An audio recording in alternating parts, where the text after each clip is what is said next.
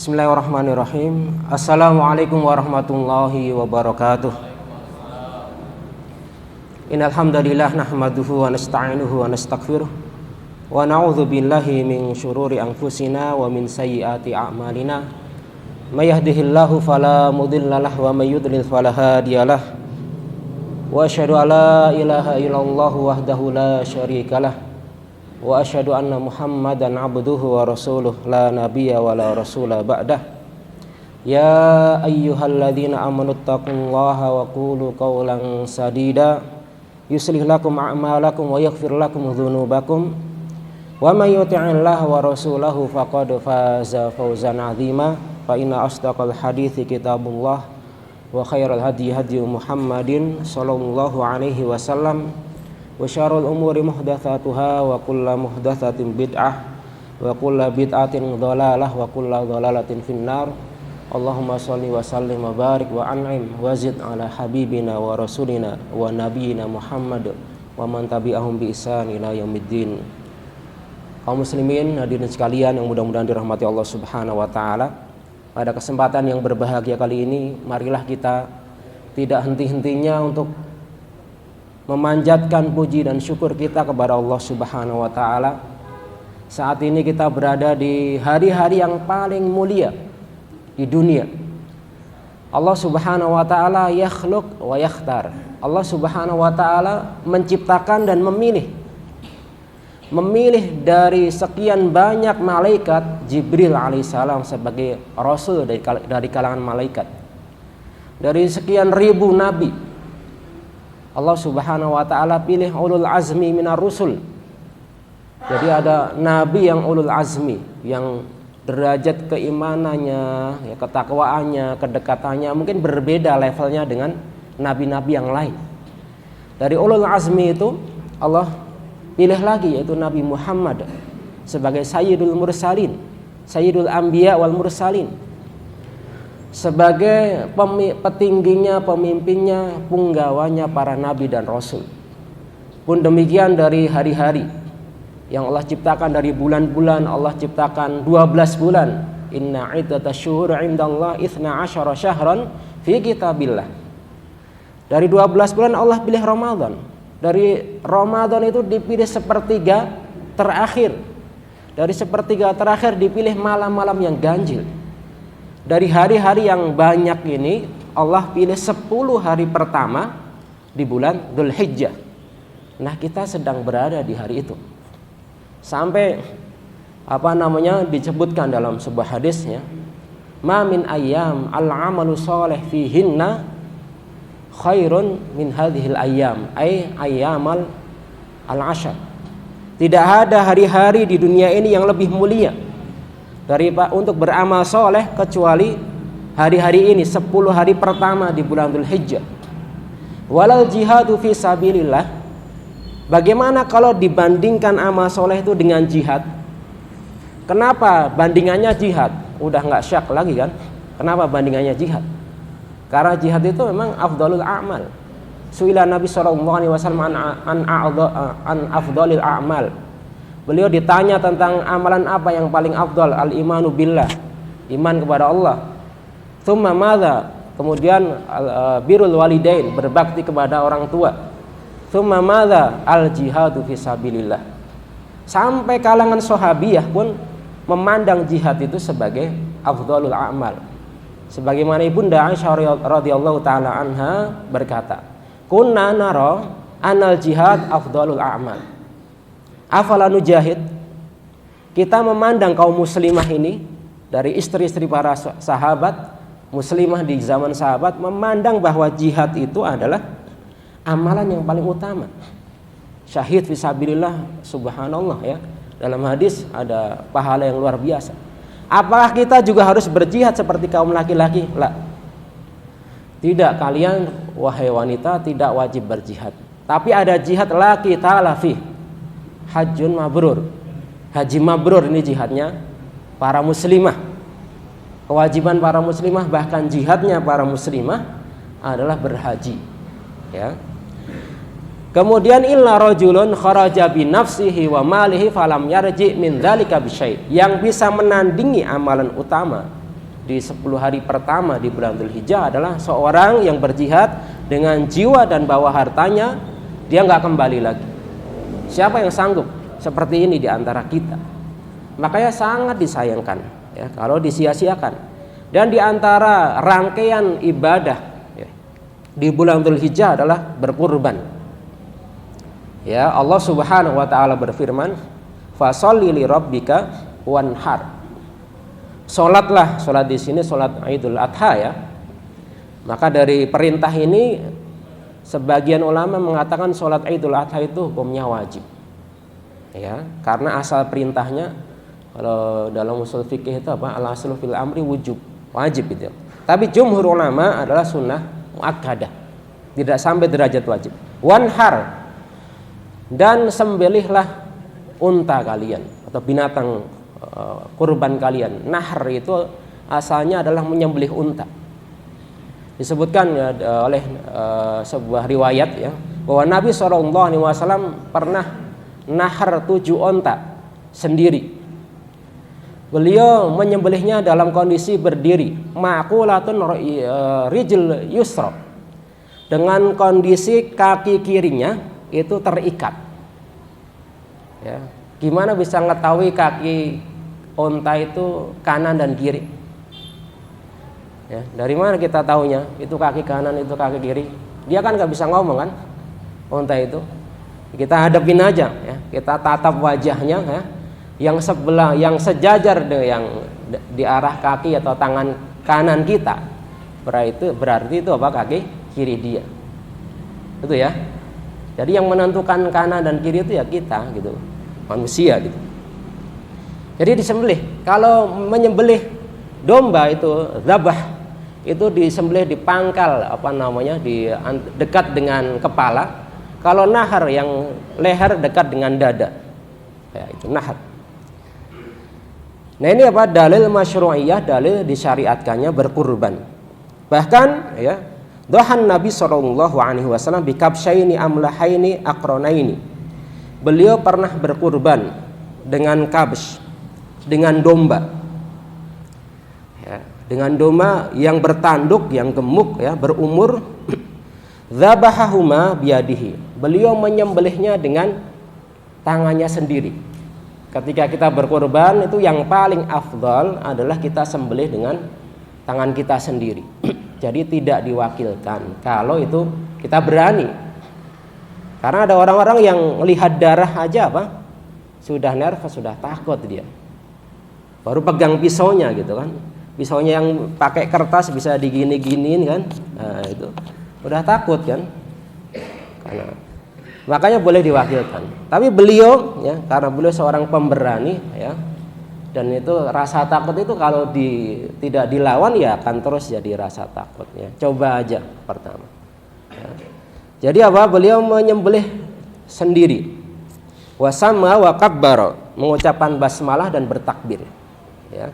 Wa wada'a rijlahu, meletakkan kakinya ala safahihima, di di bagian tubuh yang dekat dengan leher, diinjak.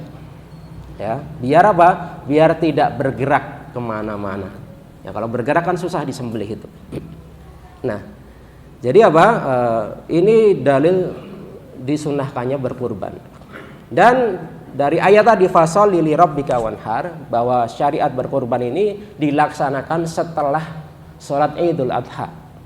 Kan perintahnya sholat dulu baru apa? Kurban. Makanya kalau kita kurban sebelum sholat, ya, maka kurbannya adalah daging untuk keluarga kita. Tidak dihukumi sebagai kurban. Ya boleh dimakan, tapi tidak sah kurbannya. Ada banyak sekali riwayat-riwayat yang menjelaskan tentang keutamaan berkurban. Hadis-hadis yang berseliweran tersebar ya. Kebanyakan hadis tersebut adalah hadisnya dari sisi sanadnya adalah lemah. Ya. Disebutkan oleh para ulama tentang riwayat-riwayat seperti seorang yang ketika berkurban seluruh ini bulu-bulunya nanti akan dibawa dia, kemudian akan menjadi tunggangan dia di akhirat kelak. Itu secara teori hadisnya atau hadis-hadis yang lemah ya, tapi seringkali dijadikan motivasi. Sebenarnya dengan perintah Nabi saja ya, dengan perbuatan Nabi, sunnah Nabi SAW itu sudah cukup bagi kita untuk meneladani beliau. Ya, waqad waradat ahaditsu fi fadliha. Banyak sekali hadis-hadis yang disebutkan tentang keutamaan kurban. Walakin ya, lam akif ala haditsin wahid sahihun minha. Enggak ada satupun yang sahih. Wa qala Ibnu Al-Arabi berkata, ya, laisa fi fadlil udhiyah haditsun sahihun wa qad rawan nasu fiha. Ajaib lam tasih minha qauluhu innaha matayakum ilal jannah. Ya, hadis-hadis terkait dengan keutamaan ya, seperti ketika darahnya tertumpah ke bumi dia langsung diampuni. Ya itu banyak, memang ada hadisnya ya.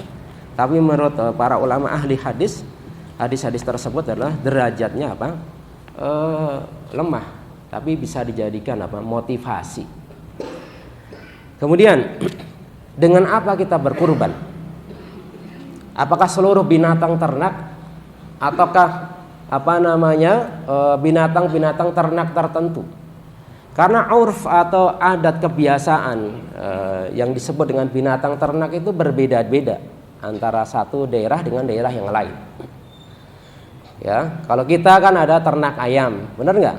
Ada ya, ternak ayam. Terus ternak jangkrik, ada yang ternak jangkrik kan?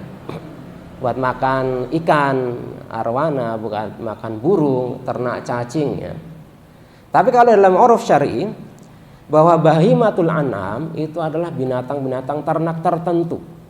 Al-ibil atau badanah, al-budn ya, unta. Kemudian bakor yaitu sapi. Kemudian domba ya. Kemudian juga kambing. Itu binatang-binatang yang disebutkan dalam syar'i sebagai binatang untuk berkurban. Ya, itu binatang kurban. Jadi tidak sembarang itu. Saya berkurban misalnya tadi dengan saya ternak ayam dengan ayam. Walaupun ada ya, ada asar dari Bilal radhiyallahu taala anhu ya, berkaitan dengan tadi ya, berkurban dengan ini, dengan dengan ayam. Aku tidak peduli kata beliau ya. Yang penting saya berkurban walau kana bidik, walaupun dengan ayam jagung. Tapi riwayat itu riwayat yang lemah, disebutkan oleh Ibnu Hazm dalam Al-Muhalla. Pendapat yang menyelisihi mayoritas ulama dan tidak perlu ditengok ya. Artinya kebanyakan sahabat, kebanyakan para ulama ya tidak mengambil pendapat itu. Syadz ya. Itu ada pasti ya. Nah, atau dari binatang yang lahir dari tadi ya, binatang-binatang ternak syar'i tadi ya. Dari onta, dari dari kambing, dari domba, dari sapi, binatang blasteran.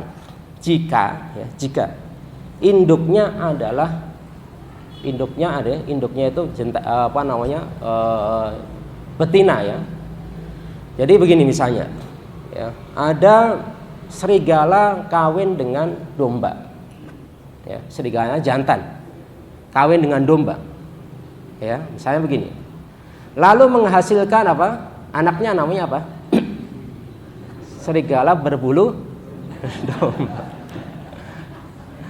ya. Misalnya ini kan induknya domba betina, lahir dari binatang buas serigala. Nah ini menurut sebagian ulama masih dibolehkan. Kenapa? Karena dia bagian dari induk tadi, betinanya, yaitu domba. Dan domba itu adalah binatang yang dibolehkan untuk berkurban. Tapi kalau yang tidak dari binatang yang dibolehkan berkurban, tidak boleh.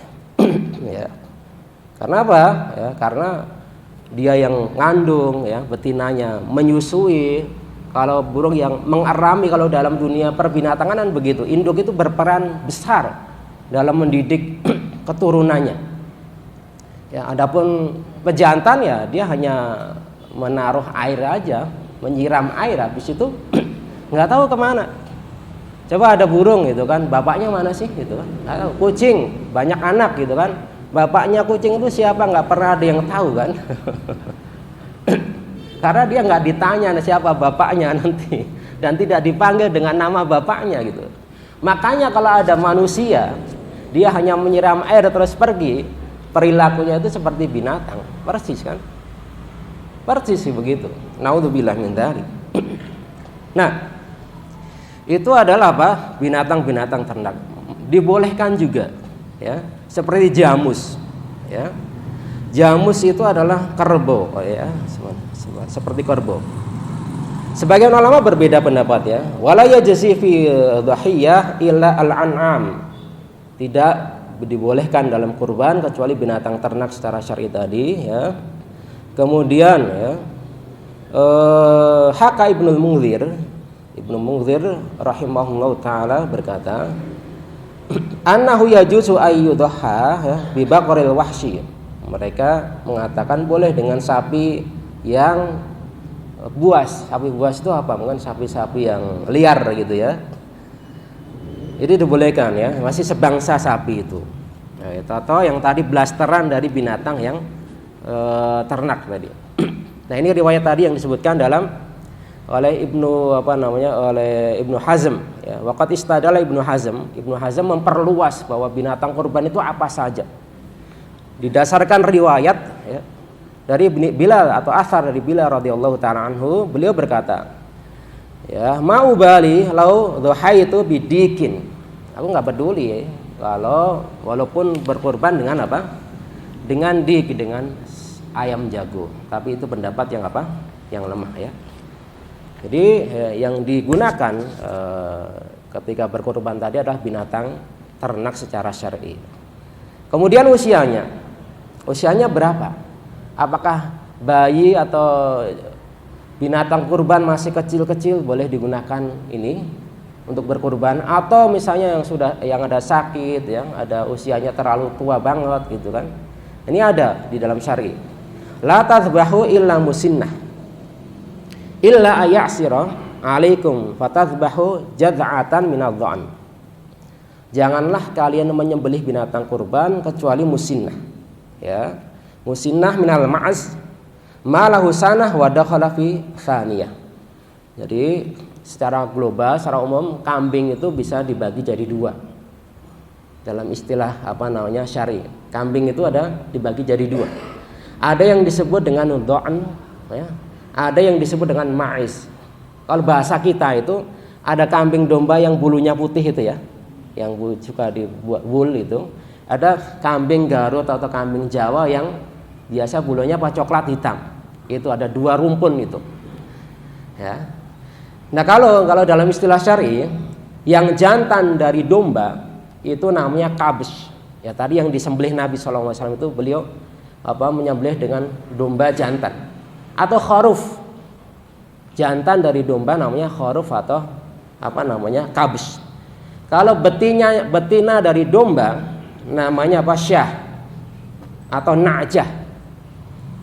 Ya, dalam ayat disebutkan dalam surat Shad, ya, inna hadza akhi lahu tis'un wa tis'una na'jatan. Ini saudaraku punya 99 domba betina. Itu. Kalau kambing, ya, ini biar nanti ketika baca-baca tentang hadis atau keterangan itu bisa membedakan apa sih, kabsh, apa itu kharuf, apa itu syah, apa itu na'jah. Jadi itu istilah-istilah yang biasanya disebutkan, ya. Kalau ma'iz, ya, tadi kambing Garut atau kambing Jawa kita menyebutnya, yang jantan namanya tais, ya. Taisun, ya. Kalau betinanya ma'izah, gitu. Ini istilah. Nah, beliau tadi menyembelih dengan kabshin. Kabshin berarti domba jantan, ya, yang bertanduk tadi. Yang umurnya sudah, kalau tadi ma'az, ya.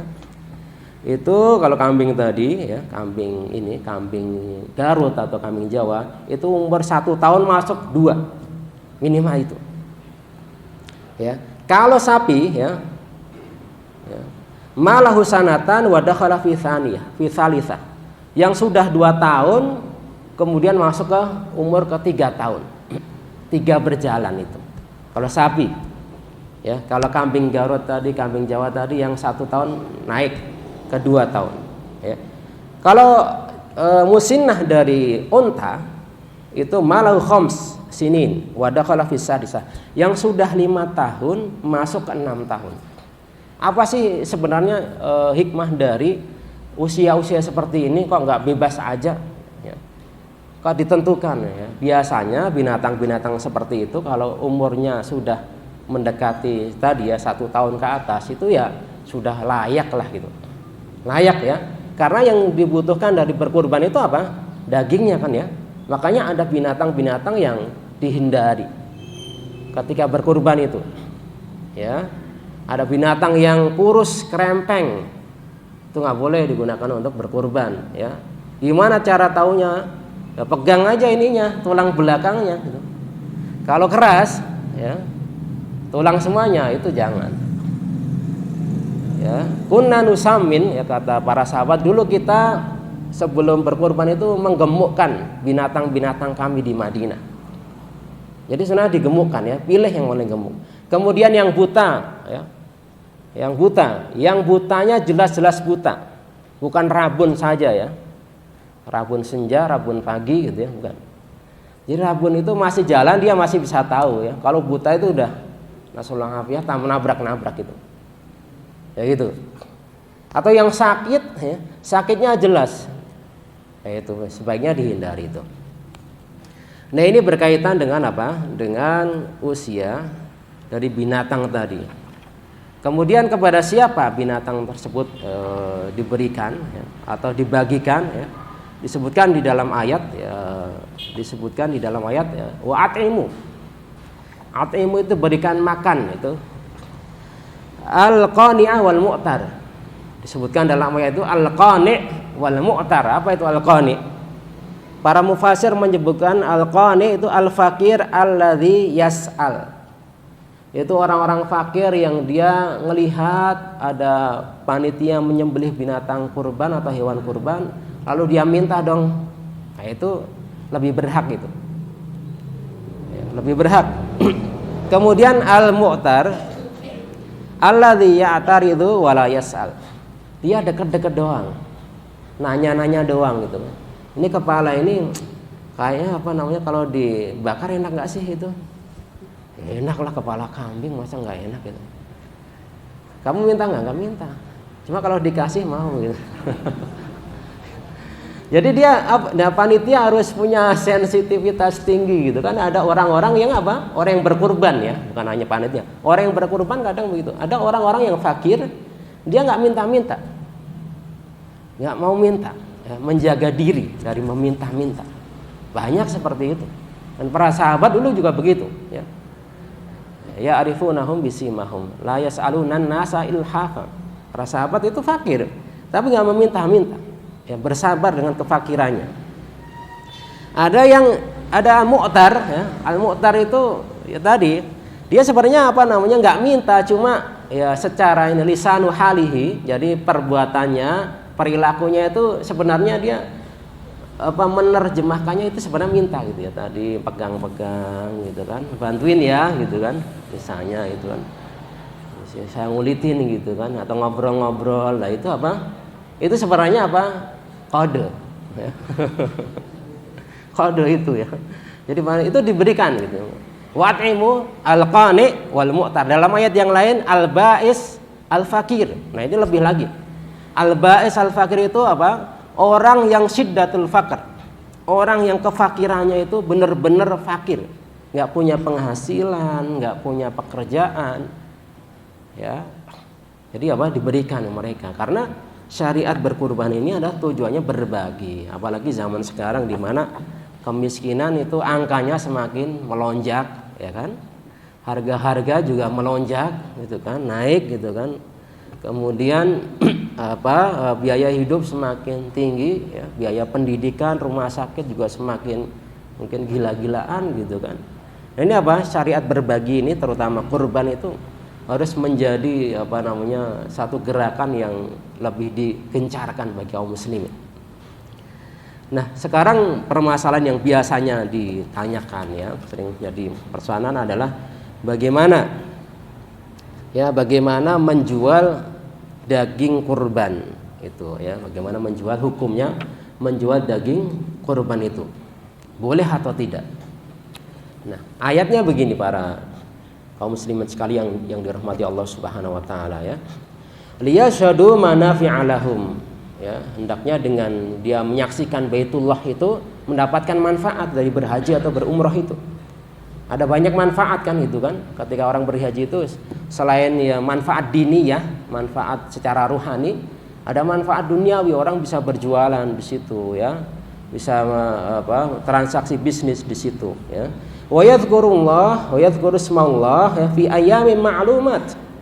Hendaklah banyak mengingat Allah di hari-hari tertentu, ayam tasyrik. Termasuk 10 hari pertama di bulan Dzulhijjah ini. Banyak zikir. Subhanallah walhamdulillah wala ilaha illallah. Perbanyak tasbih, tahmid wa tahlil. Takbir di hari-hari ini. Ya. Apa sih pahalanya? Oh, besar sekali ya. Wa dzakirina wa dzakirat. Ya. Orang yang banyak berzikir dari kalangan laki-laki, wanita dan perempuan, a'addallahu lahum. Allah sediakan surga. Itu. Banyak yang berzikir. Kemudian alama razaqahum min bahimatil anam ya, fakulu minha, boleh fakulu minha berarti apa? Dari binatang atau hewan berkurban itu kita boleh memakan dagingnya. Makanya kalau merujuk pada sunnah Nabi SAW, beliau kadang memakan, sebagian dimakan, sebagian disedekahkan, sebagian dihadiahkan. Kalau disedekahkan itu, sedekah itu identik dengan fuqara wal masakin. Kalau hadiah, boleh kepada orang kaya, boleh. Kepada orang kaya, bahkan dihadiahkan kepada jazar.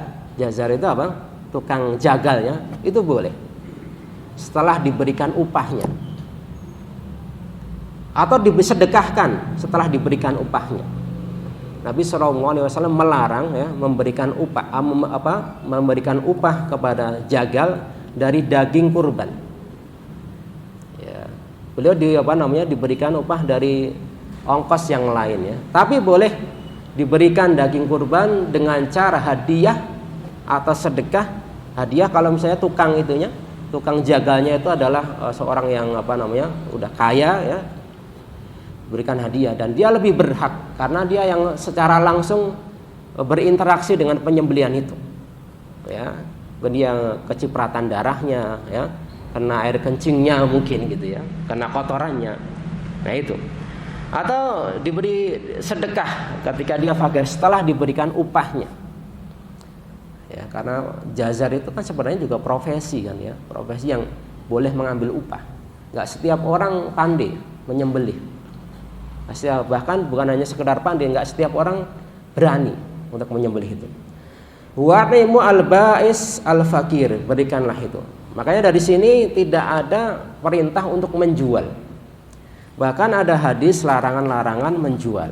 Menjual apa? Daging, bahkan bukan hanya daging ya, kulitnya, kemudian jeroannya begitu. Kalau kita rinci ya, wala tabi'u al-luhumal haji wal adhahi. Ini hadis dari riwayat Imam Ahmad, sanadnya lemah ya, tapi dijadikan sandaran berpikir atau ijtihad oleh para ulama ya. Janganlah kalian menjual daging dari haji, dari ketika seorang itu berhaji, dia tamato kan, dia menyembelih tadi ya, binatang kurban juga.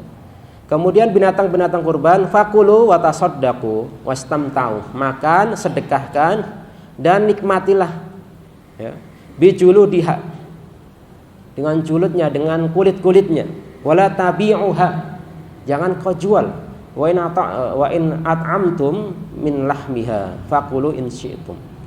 Ini apa? Larangan ya. Larangan menjual ya. Lalu bagaimana dengan mereka yang mendapatkan daging kurban banyak? Banyak yang kurban. Wah, hampir setiap keluarga berkurban gitu. Lalu orang fakir atau miskin tadi dapat dari misalnya dia tinggal di situ, setiap rumah ngasih dia. Kulkasnya full, bahkan kulkas yang berdiri ya, kulkas yang itu full. Boleh nggak dia menjualnya? Ya. Boleh nggak dia menjualnya? Jika dia bukan pekurban, ya orang yang berkurban, maka dia boleh menjual itu, karena itu hak milik dia. Karena itu apa? Hak milik dia sudah jadi itu, sudah menjadi kepemilikannya sudah berubah tadi. Tapi bagi orang yang berkurban tidak boleh menjualnya, karena tujuan syariat berkurban itu bukan untuk mendapatkan uang, tapi untuk berbagi daging, gitu. Kenapa kok daging? Ya tidak setiap orang itu bisa menikmati daging. Ada orang yang ingin memakan daging sapi atau kambing, itu harus nunggu tahun depan kurban kapan ya itu, baru itu ya. Ada yang begitu untuk menikmati itu, makanya apa? Berbagi itu. Jadi di sini disebutkan ya, wa amal fuqara fa'ala dhahi an yadfa ilaihim minha lahman. Dianjurkan memberikannya itu berupa ada daging yang masih mentah, lahman. Wala yad'uhum li aklihi matbukhan. Tidak diberikan dalam bentuk sudah matang sebagus-bagusnya. Kenapa ya? Karena boleh jadi dia nggak suka kalau dimasak rendang, dimasak sate, dia nggak suka, dia pinginnya sate. Kalau udah jadi rendang mau di sate kan rendang sate nanti namanya. Nggak jelas rasanya mungkin gitu ya. Udah kenikmatannya berkurang gitu. Li'anna haqqahum fi tamallukihi duna aklihi, karena dia berhak memiliki, bukan sekedar makan. Liyasna'u bihi ma ahabbu, terserah mau dimasak apa yang dia senangi. Fa idza dafa'ahu ilaihim matbukhan lam yajzi hatta ya'khudhuhu na'iyan kama la yajuz an tadfa ilaihim zakatul fitr makhbuzan. Seperti halnya zakat itu, kalau diberikan zakat fitr, kalau diberikan dalam bentuk nasi yang sudah matang, ya enggak sah gitu kan. Karena ya begitu perintahnya. Begitu juga apa? Ketika binatang kurban, beda dengan akikah ya. Fa idza akhaduhu lahman jaza lahum bai'uhu. Ketika sudah diberikan, maka dia boleh untuk menjual daging yang dia miliki. Ya, misalnya dia dapat 30 kepala kambing, nggak ada yang mau, nggak bisa mengolahnya, udah kasih saya akan olah menjadi kepala kambing crispy gitu.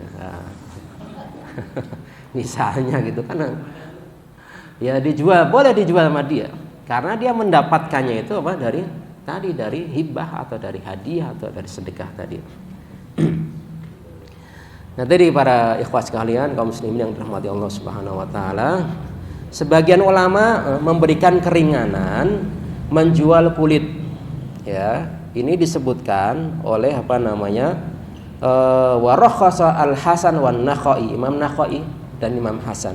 Fil jilid an yabi'ahu wa yashtari bihi ghirbal min khal wa alatul bait. Diberikan alat-alat yang menunjang untuk kurban tadi.